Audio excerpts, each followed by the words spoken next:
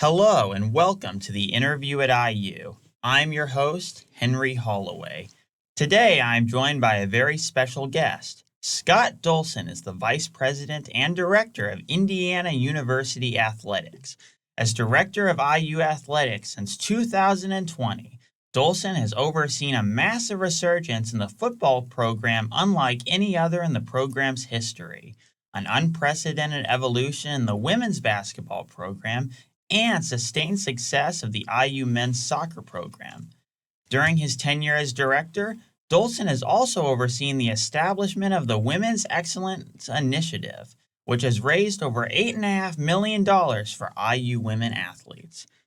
Joining me today is Indiana Daily Student sports writer Daniel Flick and Indiana Daily Student sports editor Dalton James.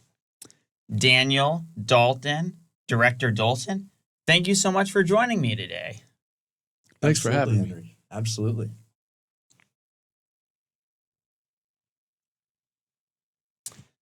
All right, so the first question I wanted to ask you is, as director of IU Athletics, you've certainly had a long career in this field. So just tell us a little bit about your life and career trajectory. Yeah, for me, it was really interesting because I grew up in northern Indiana and was a huge IU fan.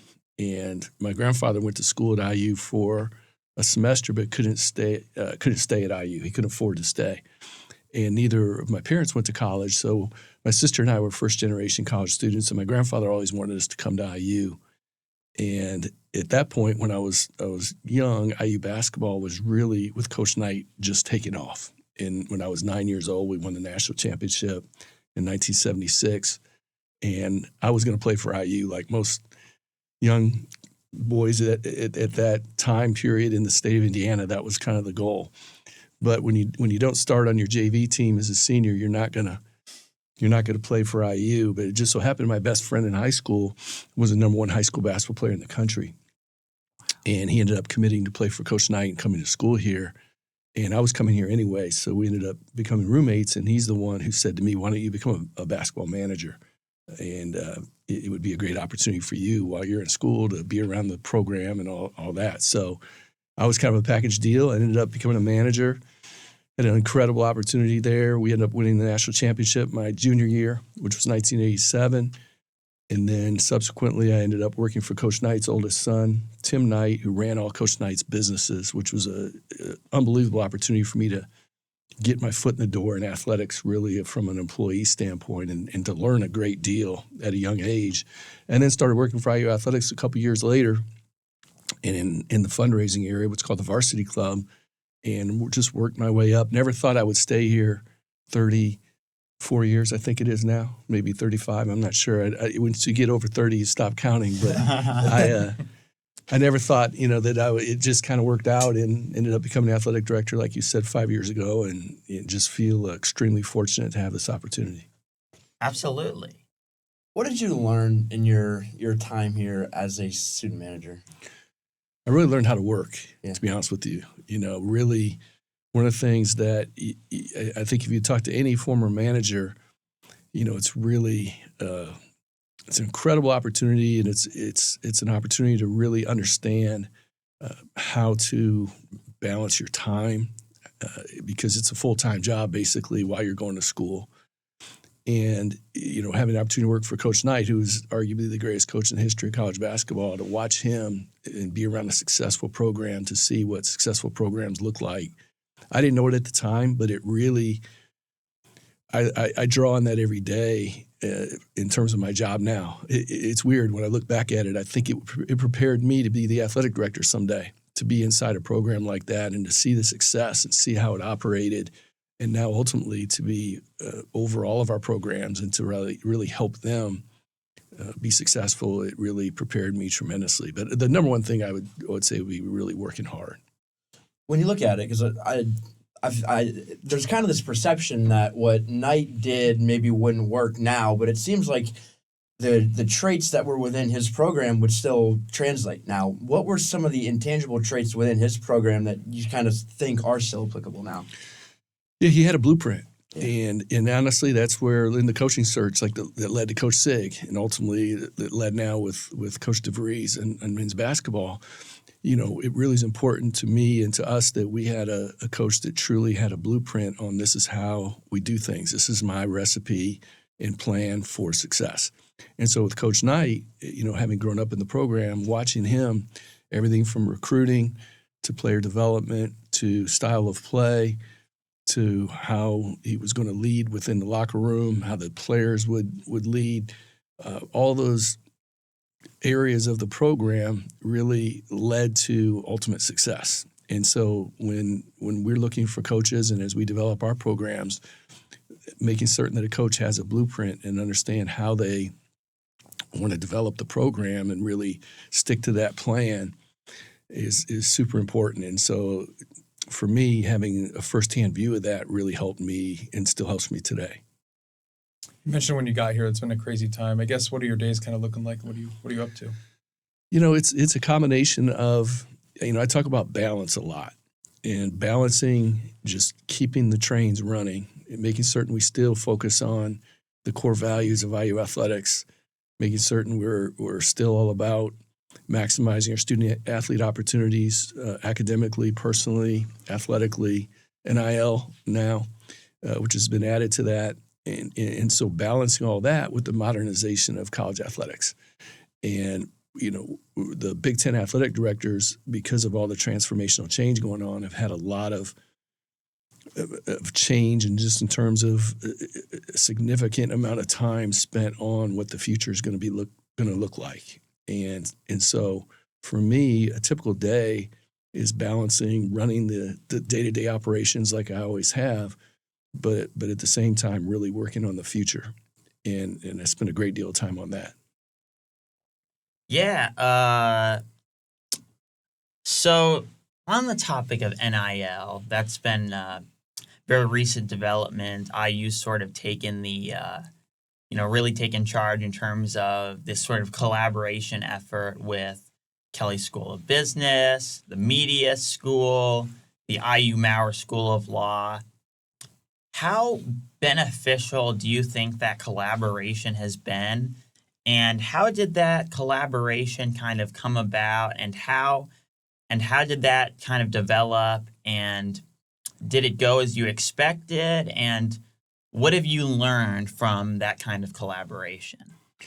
Yeah, it's been terrific, and it really started with when I assumed the role of athletic directors, when NIL really started to become a reality. It was voted in a year after I started, but we spent that entire year everyone knew it was coming.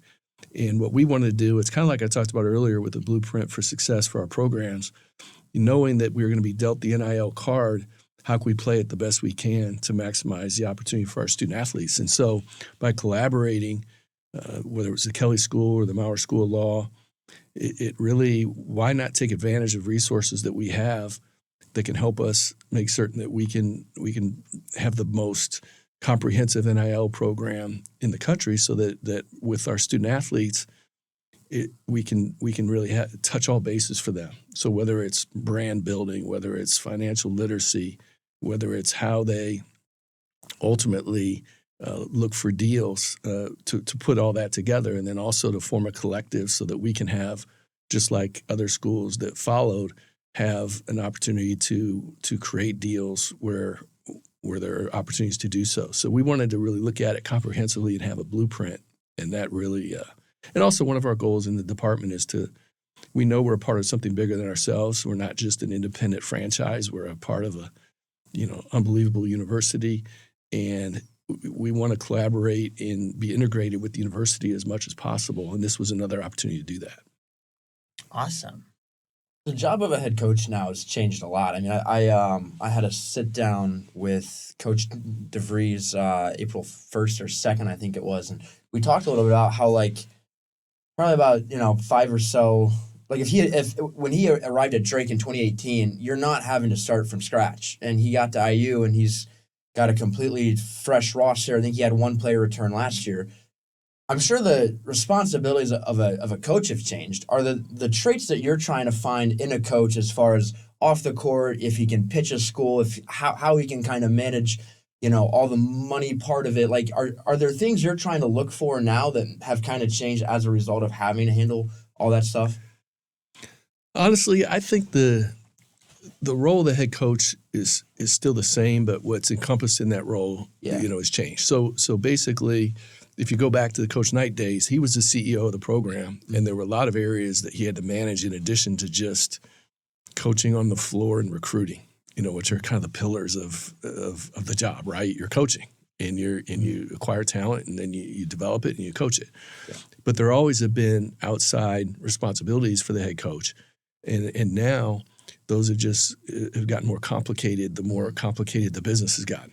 So as we look for head coaches, we want to make certain that they understand that role and also understand maybe where they have gaps so that as they put their staff together, which is critical, they can put in pieces that can help them where maybe they do have shortcomings or where they need to make certain they can delegate. Because one of the things I say to really all of our staff, particularly as they are elevated in the department, just because you get a bigger role, say you go from an assistant coach to a head coach, or you go from assistant AD to associate AD, that doesn't necessarily mean that now you have to have every answer for every problem.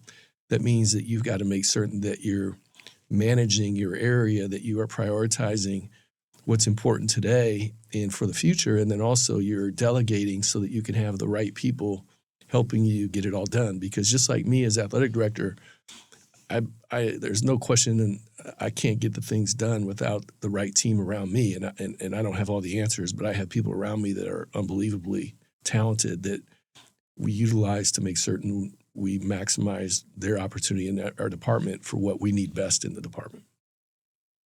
I'm curious, when it comes to coaching searches, or maybe not exactly the search, but what's the difference in evaluating a coach in a smaller sport versus a bigger sport like football or basketball? Yeah, it's interesting because those searches are still the same. Mm-hmm. We just hired a women's soccer coach, Josh Reif, which we're super excited about. And you think, okay, is that search a lot different than looking for the search that ended up with Coach DeVries? The differences would be, kind of stating the obvious, the high-profile nature. Looking for a women's soccer coach, you don't have people every day searching the internet or trying to find out what's going on. I'm sure there are people who are interested, but it's just a different feel because of the maybe the lack of awareness of what exactly is going on the more high profile sports or more visible sports. The difference is that, as I said, every day, if you think about it, they're just people, whether they're fans or whether they're people that's their job to find out information, like you guys in some ways, that want to know every day what's going on in tracking planes or trying to really just take any little tidbit of information and say, well, that must mean something. And so to me, that's the biggest difference. The core of really building a profile of what a perfect head coach would look like for you, kind of putting together all those qualities you're looking for. It's the same thing in the same kind of process. It's just different in the high profile sports because of the visibility. Yeah, so those are all very interesting points. So I guess just more broadly speaking, some may say with this sort of hyper commercialization, some may argue, of college athletics. I'm not saying that, but some may, and with sort of the amount of transfers we see. Especially like with football and basketball, these high-profile transfers, not just at IU, but all across the college sports landscape. What would you say to those who maybe say that education has sort of become secondary to, the sports, and because that's something I've heard, and it's not my criticism, but what would you say about that sort of critique about the dangers of the sort of perceived hyper commercialization of college athletics? Yeah, I think that's that could be a fair criticism, particularly in football and men's basketball, where because of the transformative changes, has education not been as visible and as in the forefront as it once was. Particularly with with players transferring multiple times. And I would say that really just adds to the responsibility of me as athletic director, as our conference, to, as I said earlier, maintain that balance and to make certain that we don't lose sight of what the ultimate mission is.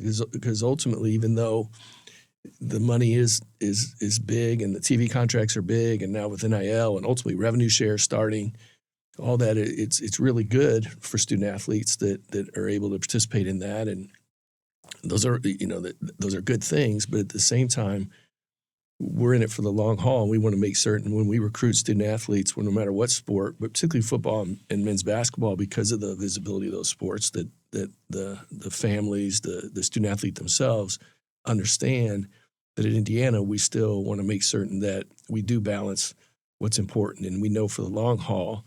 Obtaining your degree, all the life skills you learn are critical, and you can't let maybe the money totally cloud that, and make certain that people don't lose sight of how important that is. And the last thing we want to do is become so transactional that the education is just a way to stay eligible, and student athletes just move on. And so it's on us to focus on that and to make certain that's a priority. Yeah, and so how have you had to sort of deal with that, and like how have you dealt with those issues sort of more specifically, and in adapting to that over the past several years? I think it goes back to in coaching searches. You want to have the right people around that are for the right things, and make certain that our coaches understand that, and then obviously from my position and then our team around the programs, everybody understands that that's just what our culture is. That's who we are. We don't want to be pro sports where it's just transactional and you're in and out. Although we do know that happens, but we emphasize in our recruiting meetings, we emphasize a great deal that we want the holistic approach. And it's not just a company line. That's who we are, and I think you have to really continue to stick to your guns, and that's what it's about. Even though, again, it's a time that things are changing quite a bit, and the money is a factor. I'm not going to. I'll be candid about that. I think when student athletes are looking at schools now, particularly in the revenue-producing sports, they do, money is a part of the decision-making process. But I do think that one of the advantages we have is that if it's all about the money and the bottom line, then maybe we're not the right school, because we do think about the big picture. And I think about it as a parent. I've got 5 kids, and as a parent, you want to send your son or daughter to a school that cares and that understands that we're looking out for the big picture and not letting the money kind of be overstated in terms of what it's important for the long haul. Yeah, those are all really great points. Truck and flights. I personally was not. I might have looked at maybe 1 or 2 nights I checked the flights, but I was not a hyper flight checker. Mm-hmm. But on a broader scale, the last 2 years, I feel like y'all have been so tight-lipped. There's no leaks. It's extremely well zipped up. Mm-hmm. How in a coaching search did you guys kind of keep it so tight, when I feel like if you look around, there's a lot of leaks and a lot of other, a lot of other spots like that? Yeah, I think it's just really important that you have the right team together that understands the importance of keeping things tight, and that's out of respect for the candidates and out of respect for just the process. And it is hard at times, because there's so much information out there. There are times where people will hit me with some information and say, I heard this, I heard that, and you just can't succumb to even answering any questions. And it's hard, even from friends, because a lot of times what people will try to do is, in a search like we just handled with that led to Coach DeVries, there'd be people who would say, they'd reach out and they'd just say, I heard so-and-so is out. Can you just tell me if they're out or not? Mhm. You know, maybe a reporter somewhere. And it's the process of elimination. If you start saying, yeah, I can verify that person's out, Mhm. you start doing that, then, you know, it just takes a matter of time where you start to. So if you never say anything, then you don't have to worry about, you know, anything that's out there is just pure speculation. And it's not that we're just trying to do that because we don't want to be cooperative, or we understand the big time role the media plays. And honestly, people like you guys who have covered us have been fantastic and supportive and understanding. But it's really just out of respect for the process and the potential candidates involved. You got to just keep it tight-lipped. It made life very tricky. It was very well done. I don't think I had like a feeling until maybe Monday night. Mm-hmm. So maybe about 18 hours prior to. Mm-hmm. I wasn't trying to. Yeah, I didn't have any scoop on it. It was more of a kind of like an internal sense, if you will. Interesting. But it was Yeah. interesting. Yeah, it was well done. It was well done. When it comes to where you're at now, you started as a manager. Did you ever think that you wanted to become the athletic director? Was that the end goal, or is or No. what was that? No, honestly, the way I'm kind of wired, that doesn't mean I didn't have ambition at all. And I don't know why. Maybe this is back to being a basketball manager, but I always felt like that whatever I was doing at the time, I wanted to absolutely just kill it, just be as good as I could possibly be at my job. And I had this philosophy ingrained in me that if you work hard and you do a really good job and do what you're supposed to do and treat people well, that things will work out. And there's no question that times when you do grow, when I remember when I became director of the varsity club and assumed that responsibility, and that was a big step for me. And as those things happen, you know, I think it's important you focus so much on the job and what the job entails and how to make that job successful and how to create a successful environment for your team, that I just didn't spend a ton of time looking at what is next. And things, I always feel like things, if you do a good job, things will kind of work out. And maybe not everybody's like that, and that can be sort of sometimes taken the wrong way, that yeah, you've got to make your own opportunities. But I've told a lot of people in our department, a lot of students I talk to, that you'd be surprised the people who end up getting promoted and getting opportunities, or someone leaves and takes someone with them and promotes them at another school.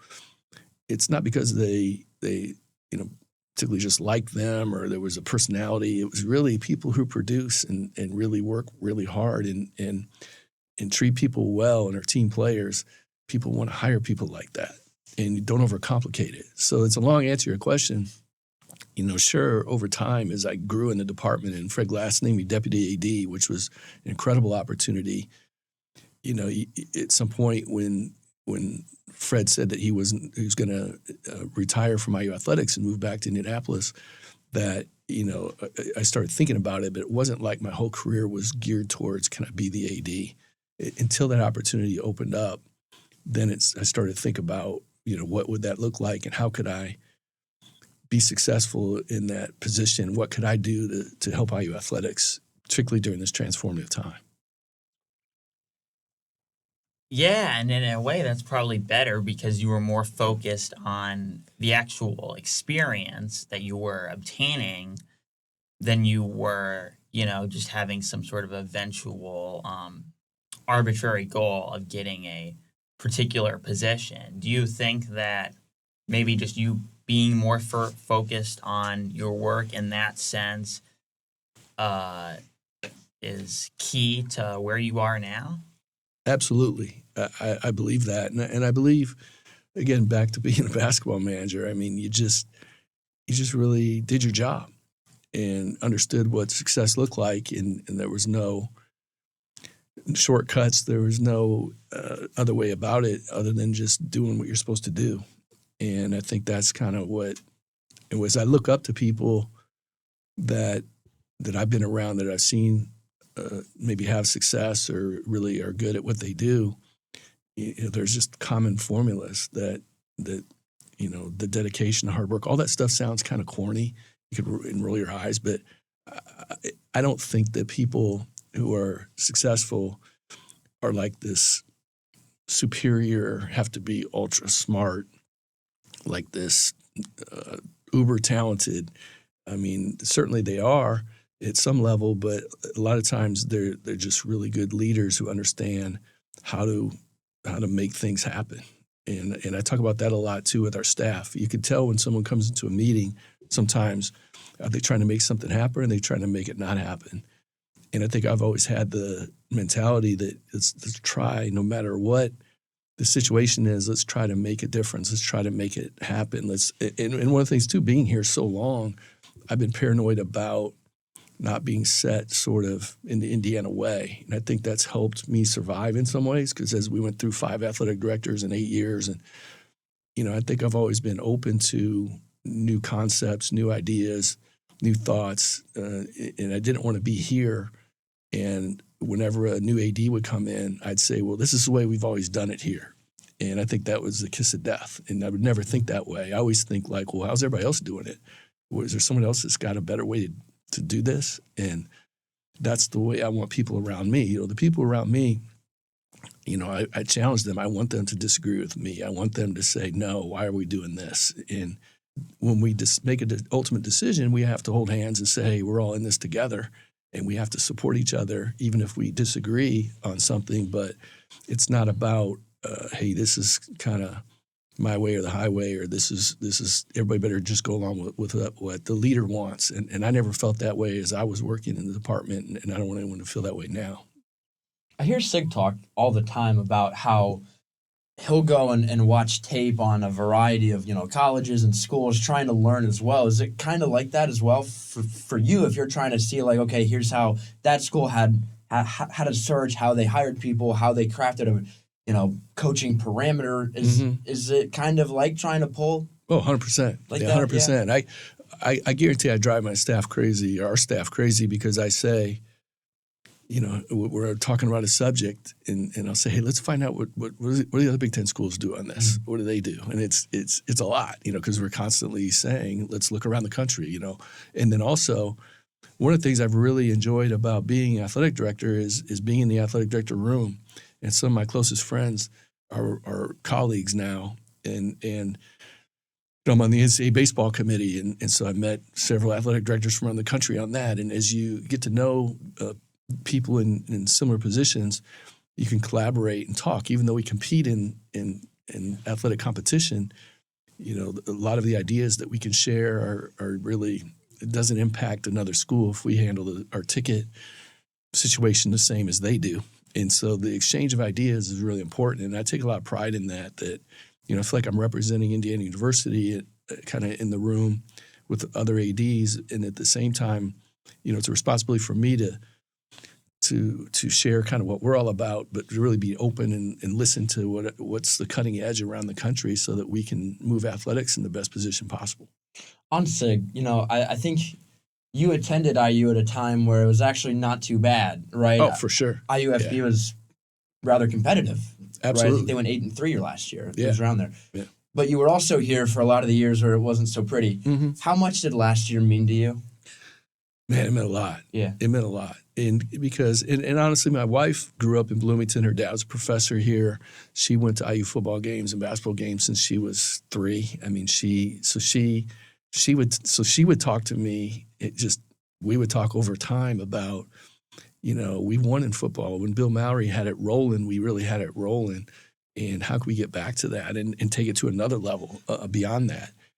And, just refused to believe that there was something in the water here that made it that we just weren't going to be consistently strong in football. So that, last season, although it was one season, and Coach Sig would tell you, just like I would say, we don't want to be a one-hit wonder. Right. We feel like we have to work even harder and be smarter and think of ways to continue to put ourselves in a position to win.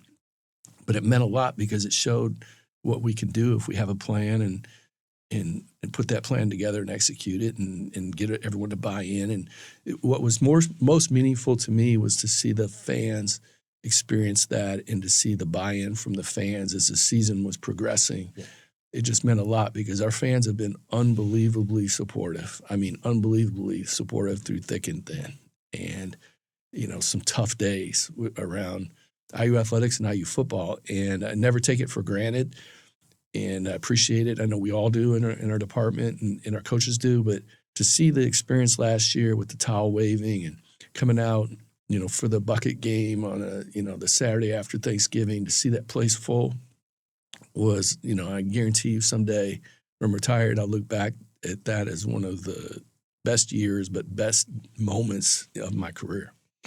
The kind of cool thing about the win over Purdue, I think it was a year to the day of when Sig was hired. Mm-hmm. And then when you all had the intro after that, I remember when you talked in the small scrum afterwards, you called IU football a sleeping giant. Mm-hmm. And I think Tom Brew countered with it's been sleeping for 100 years. It was something like that where it was funny. But what about the program made you confident enough to say that about it, that it was, sleeping giant? Honestly, it really started with, I really felt like that I've seen back to when I was in school, when it goes, I think people really, when we're successful, just a little bit of success, I've seen our fans just rally. And I knew our fans were there. They just were ready for us to take off.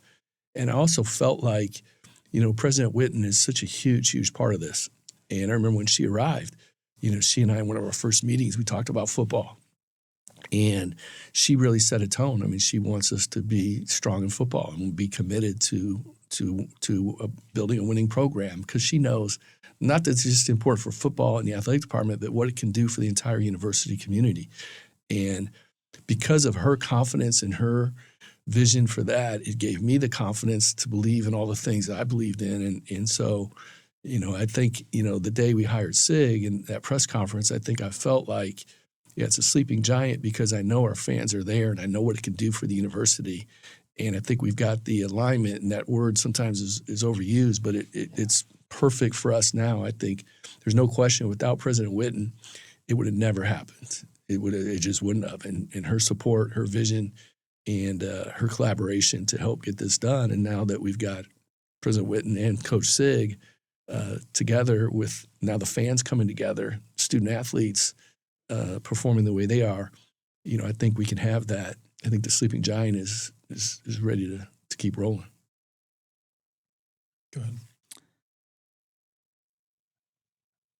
Well, that is a very it's a very poignant analysis, and it also has a really sort of an extraordinary narrative to it. When you think about this reemergence of IU football, and then of course, not to mention what's happened the past few years over with IU women's basketball as well, and the shift there as well, them breaking records in their games. And in 2022 season, I was in the basketball band at the time, so I kind of got to see that in real time, and it was really fascinating to watch. So, with all these major shifts and accomplishments, how do you is it also at the same time, as extraordinary as it is it also kind of tricky to balance all that? And in what ways have you kind of had to adapt to all that?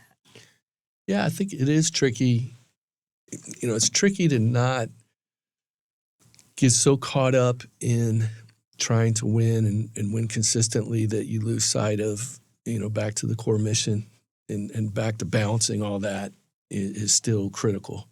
And there's so much incoming right now, meaning incoming new legislation, incoming new enforcement, new, all the, revenue share, all that stuff.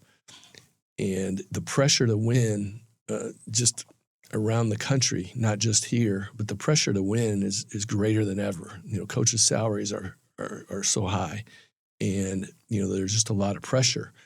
And so with all that, you have to balance that with making certain we again don't lose sight of why we're here, and also to keep the same values that the program has always had. And I'm confident we're doing that, but I do, at times I just don't want our student athletes to feel to lose sight of what's really, really important. And that's important for all of us to talk to them about that a lot.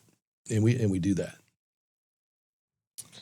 When you start talking about a blueprint, I'm not sure how many coaches you guys, were able to speak with last year for IUFB, and how many you guys were able to speak with, over the last few months. But what is it when you're in those interview settings makes you confident when you're talking to a guy that his blueprint's real and that it's not, all talk? I think that's what helps with just having experience and just been around it my whole life. And when you're talking to candidates, whatever sport it is, you do get that feel for what their true blueprint is and really what their philosophies are as related to executing that blueprint. And what's interesting at times, if you look at a coach's career, and as you're studying all these coaches, you do deep dives. And I think I said in the press conference we hired Darren, we have a member of our staff, John Decker, who's phenomenal, super smart, and put together a lot of data and analytics on kind of the coach's performance. Yeah. But one of the things that's interesting is that, as you dig deep, sometimes a coach can have a so-so record in a year, but it could be the best coaching performance they ever had. Because when you dig deep, sometimes there are injuries. Sometimes they didn't have the resources that they needed. And sometimes, because not every coach can just, because they're so talented, you just can't win at every place. And so I guess what I'm saying is it's really important that in these searches that you combine, it's kind of an art and science, right? The science part is all that data and all the due diligence and listening to their blueprint and all that. But the art part is still there in terms of getting a feel for their personality and how they would fit here as well. Because one of the things with both, if someone said, what are the similarities between Coach Sig and Coach DeVries, I think in my first conversation with them in both the different searches, I think I know I felt like right away a comfort that they would fit here. And you say, what does that mean? It's hard to describe. But again, having been here a long time, I think as I've seen coaches, we've had unbelievable coaches come and go here, but there's a certain fit that I think fits Indiana, fits our university, and again, back to what I grew up in, the hard work, the authenticity, the holding people accountable, but treating people right, all that stuff are important qualities. And so, like I said, it's a combination of art and science, and there's no magic formula for success. There have been coaches we've hired here over a long period of time that everyone thought might be successful, and maybe they weren't as successful. Coaches that didn't think we're going to be as successful and were. So we looked at all that and continue to study that and try to make the best decision that we can at the time. Thank you. We talk about coaching searches. I'm just curious, the coaches that you have to part ways with, like Tom Allen, like Mike Woodson. I guess kind of how difficult is that for you when they're people that the fans love, and it's just doesn't work out. Yeah, it's awful. I won't sugarcoat it. It's hard. It really is. I mean, it's not just the coaches, but it impacts a lot of people. And, there are times, my wife would tell you that's, I always say to her, if I can't do these things, I can't have this job. But there is a human side of it. And we've done downsizing. We've done a lot of things to adapt to where college athletics is going. And so anytime you make a change that impacts people's lives is super hard. And then, as you said, both with Tom Allen and Woody, both being kind of part of the IU family, it makes it even harder in some ways. But it's never easy. There's so many. It's no different than, laying off people. There have been people that no one would ever know that no longer have jobs in the athletic department because we've consolidated, we've saved money, we've done the right things for the business, I believe. We wouldn't do them if we didn't feel like this is what we have to do to advance IU athletics.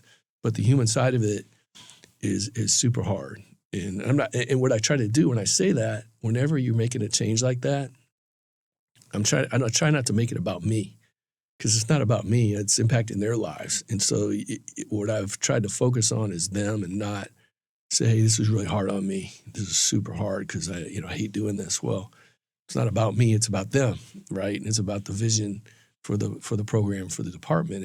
And that's just unfortunately a part of the business. But in any profession, anyone who's in a leadership position, you have to make decisions that are what's best for the organization. And those sometimes the right decision is also the hardest decision. And we've had a lot of those. Yeah, that's definitely an elegant way of putting it.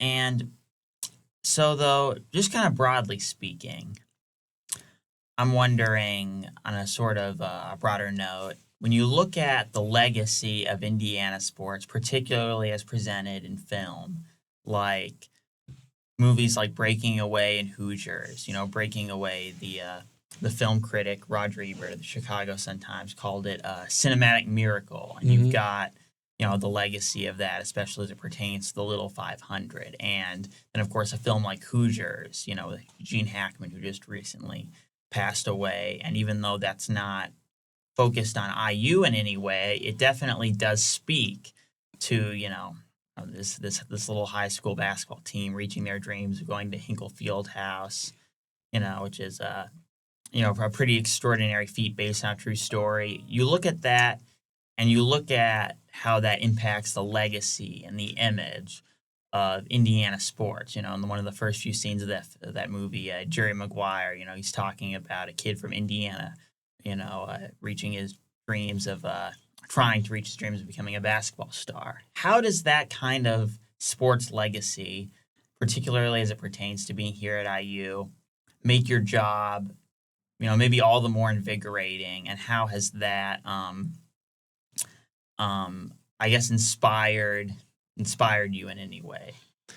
Yeah, it's funny you mention that because I love movies. I love all those movies you mentioned. And Angelo Pizzo from Bloomington, who wrote Hoosiers, obviously, and Rudy, he's a huge fan. He's on our Varsity Club National Board.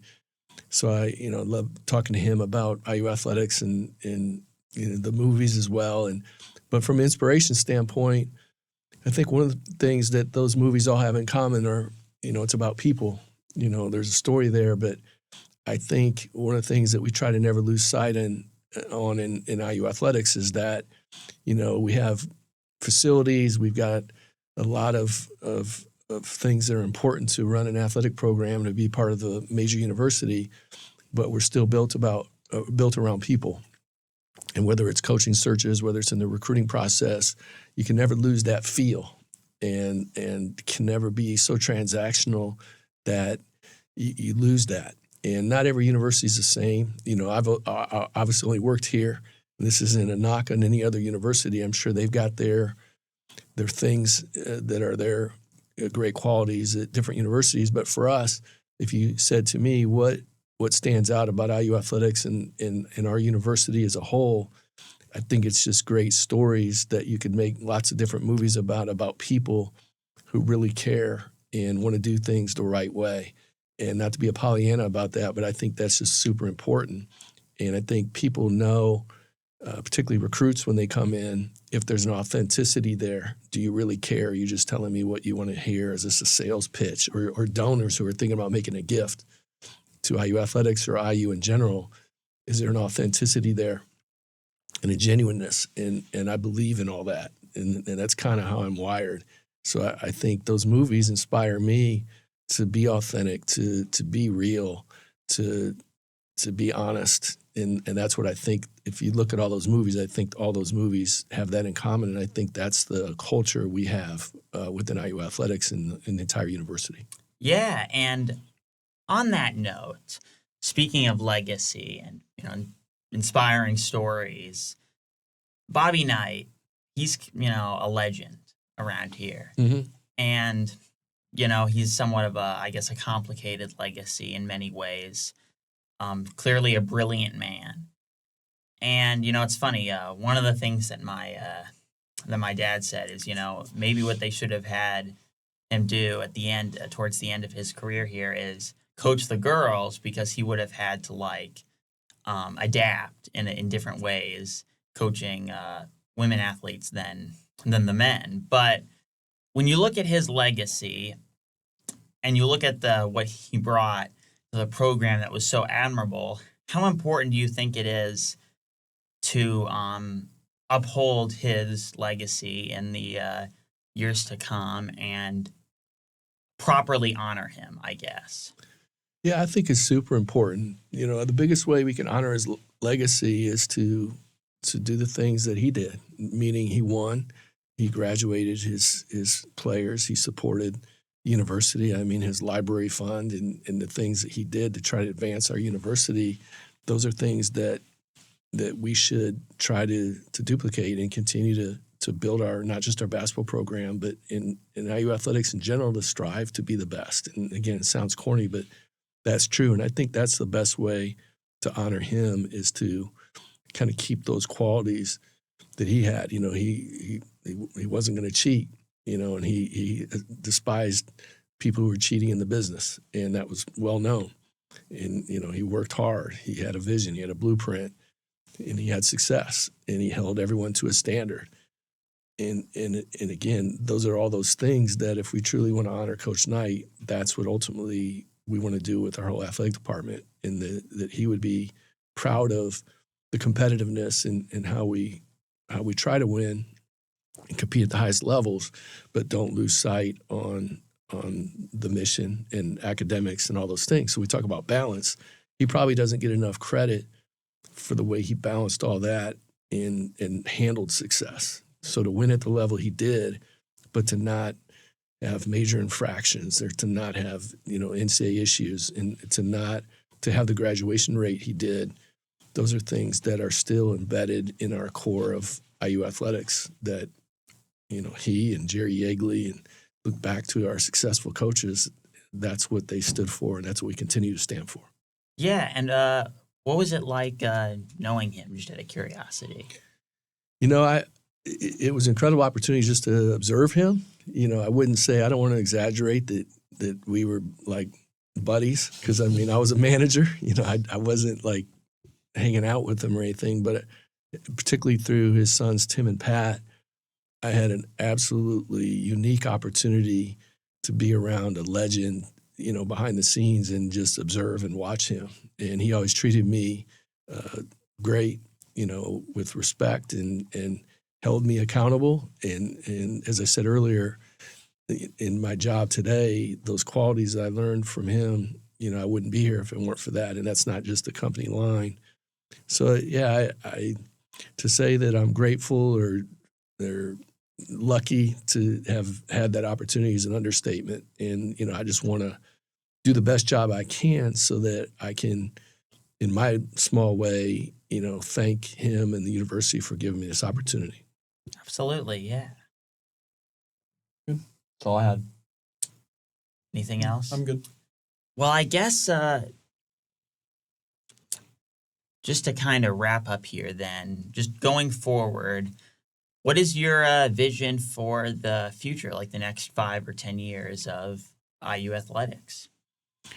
Yeah, for us in IU athletics, it's I don't mean to be repetitive, but it's to continue to adapt to the modernization of college athletics, to lead in this transformational time, to not get left in the dust, but while doing so, making certain that all the values that we've all grown up with IU athletics, we don't succumb or we don't back down from any of that.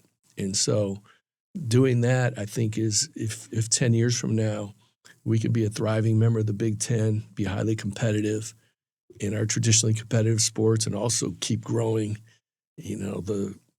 our women's excellence initiative and growing our women's programs, and keep doing all that and maintain where student athletes are coming here, and we continue to have unbelievable stories of success that if it weren't for their athletic ability, they wouldn't be receiving a world-class education and going on to do great things in the world. Those are things that we want, and we want to continue to be a viable member of the Big Ten Conference, because the Big Ten Conference now with the 18 schools is absolutely massive and powerful and can impact things well beyond athletics. So that's what I feel my responsibility and our staff in the department is, to ensure that we can thrive in this new world and keep the balance going. That's what we want to do. That's awesome. Well, I thank you so much for joining us, Director Dolson. It was a real pleasure, and I thank you so much to Daniel and Dalton as well. That's Well, thanks it. for having me, and you guys did a great job. Oh, Thank you so Thank much. you, yeah. Thank you. I really enjoyed it. Appreciate your time. Thank you. Thank you. Well, that's it for. You guys did a terrific job. Oh, thank you. Thank you. It's your Thank you first so time? much. Yeah. You've done other pretty much. podcasts. I think I've done probably a couple. Would you? I mean, I've done a little bit of Quite a bit, everything. yeah. I've done TV. I've done little podcasts. Great More of a work. writer. Appreciate it. Yeah. Appreciate Look forward you. to seeing you Thank guys you. around. I'll see you tonight. Oh, yeah, So- great. You're going to be there. That's Yeah. Thank you so much. Thank yes. you. Very nice meeting For you. sure. Great Yeah, to meet you too. Appreciate all your great you. work. Let me know if you guys need anything. Really Thank appreciate you. you. Appreciate you. Okay. All right, that is it for today's episode of the interview at IU. Join us next time. I thought he gave pretty good.